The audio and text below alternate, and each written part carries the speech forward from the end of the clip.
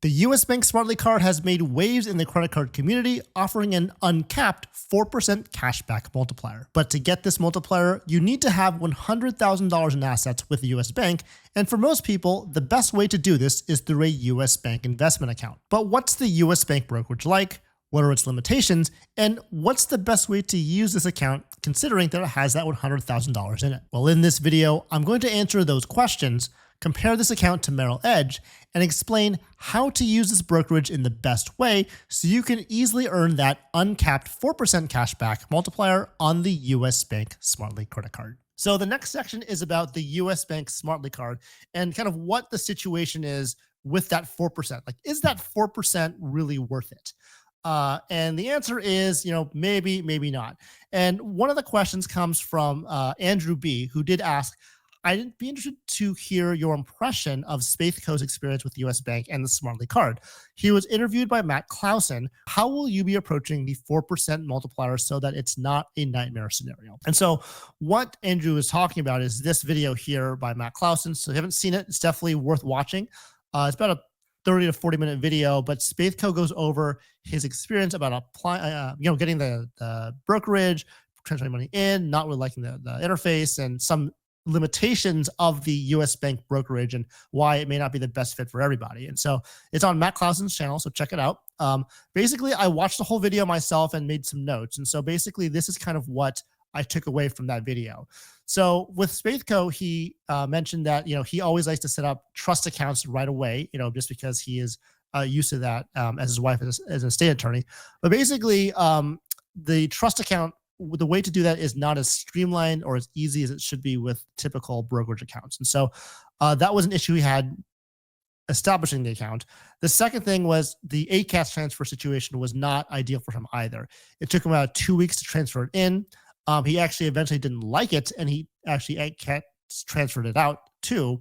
And at the time of the video that he did with Matt Clausen, it was still pending. But at this point now, I talked to him a couple of days ago, and he said that it actually is completed, which is good. But it took a while for them to get it in and out. And there's, you needed to send in a signature. There was all this other stuff that became problematic, something you wouldn't expect for a simple ACAS transfer in or ACAS transfer out. ACAS transfer being, of course, taking all of your existing brokerage and moving everything in kind into the new brokerage without buying or selling securities. That's what an ACAS transfer is. And so one thing he really commented on, and I agree with him, is that it has a very poor interface.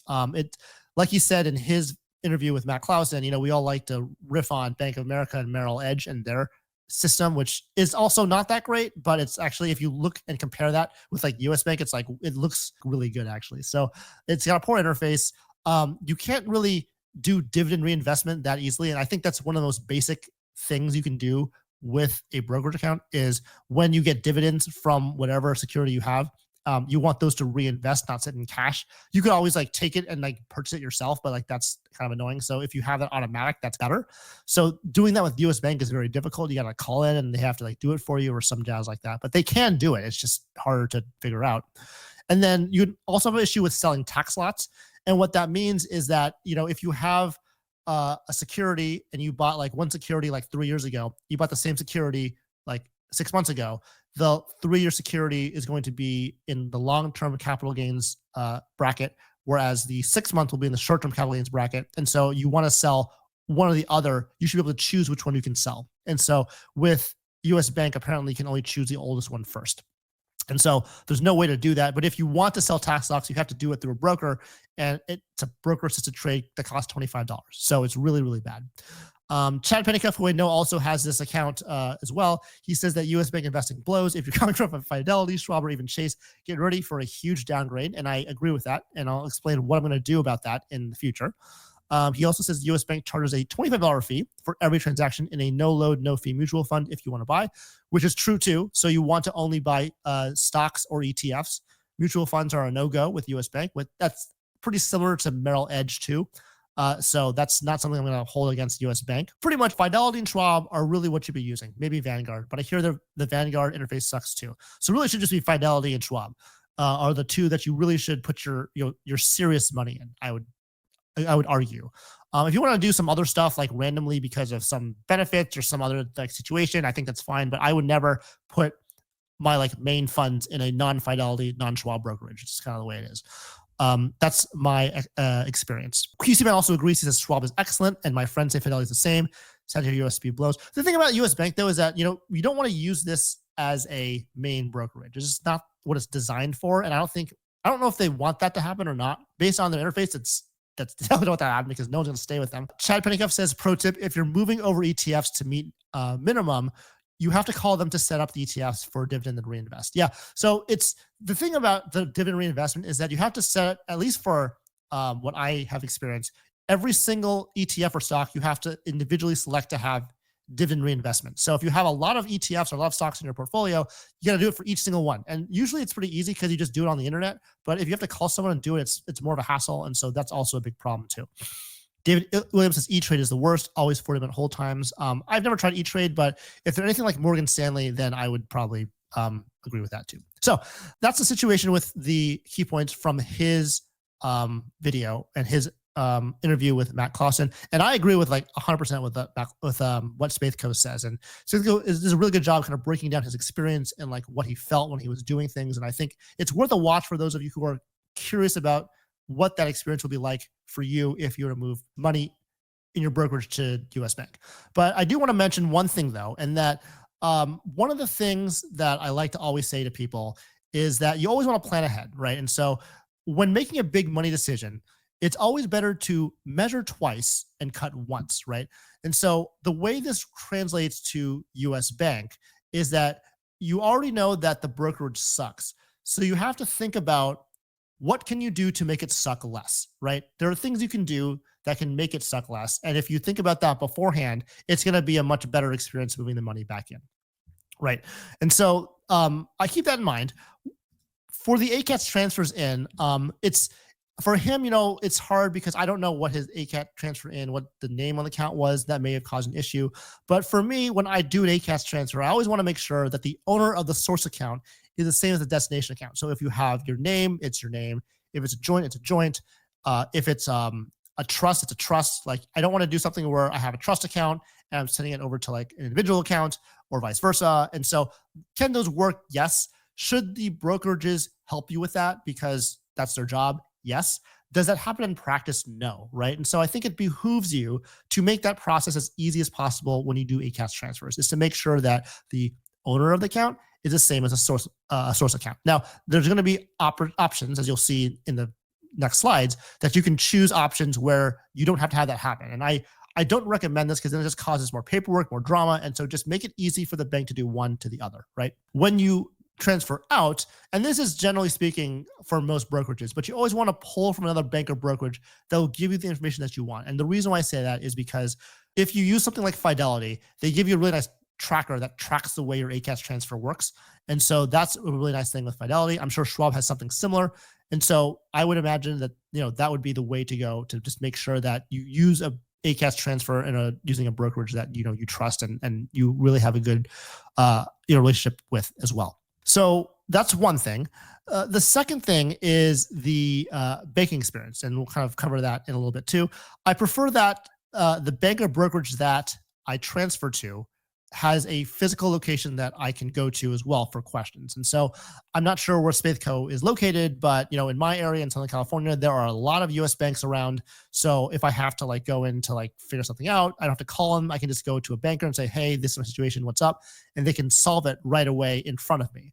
If they need a signature, proof of identification, all that stuff can be handled in office, in person, and there's no questions about that. That's not going to be everyone's experience, so I get that. But if you can do that, that would be great. I also would mention this too, and I know that we all are in this day and age where investment accounts are everywhere. There's tons of options. There's a lot of advanced tools with options and margin and other stuff that I don't even know about. And so when you look at banks like Chase, Bank of America, now US Bank, I wouldn't rely on advanced tools with these big bank brokerages. They're not going to be good.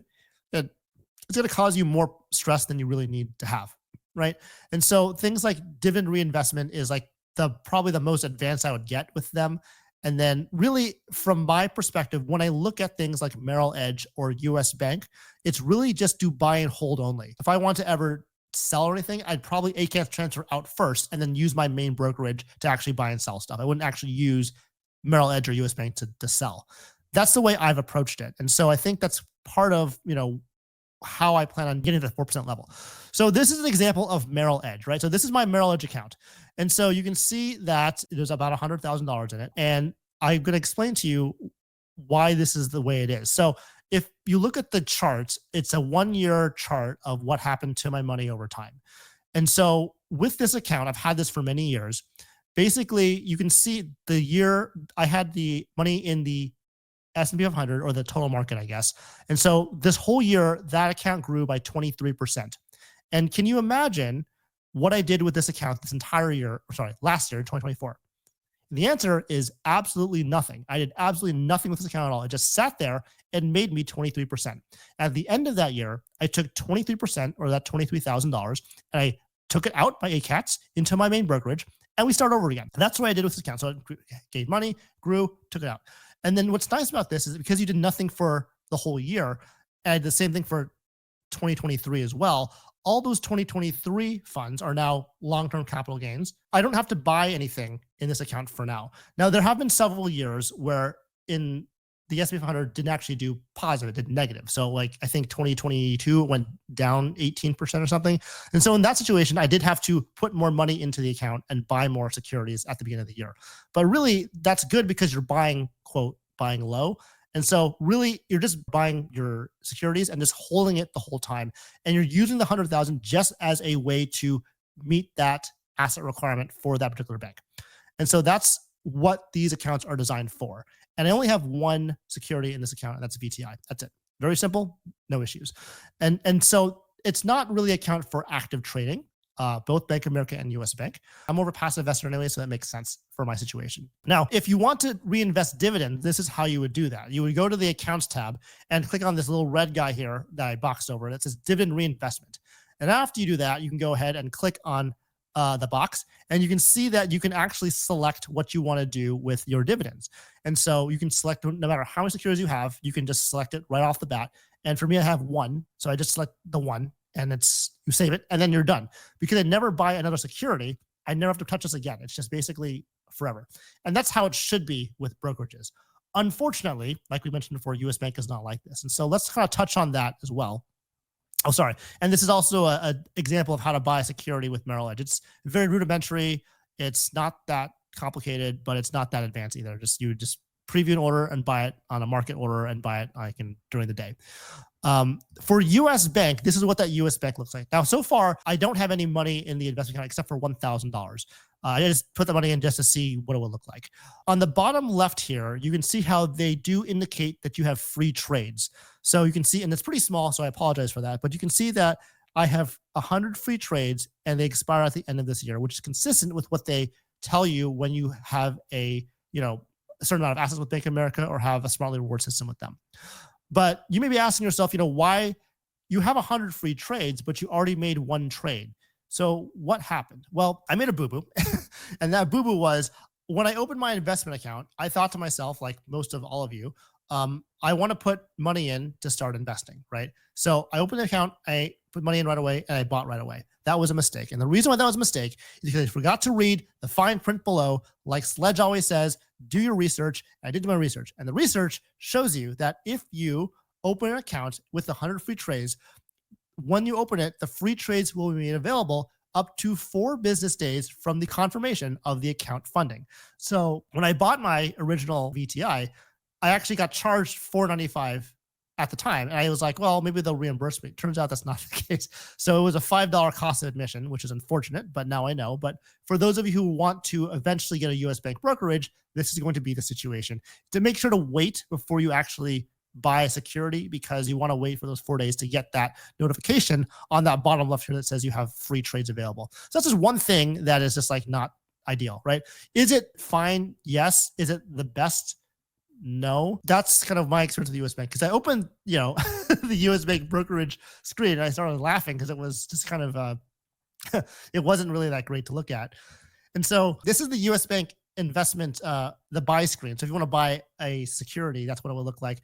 Very similar to Merrill Edge, nothing crazy, nothing advanced, but not like that beautiful either. And so there's that.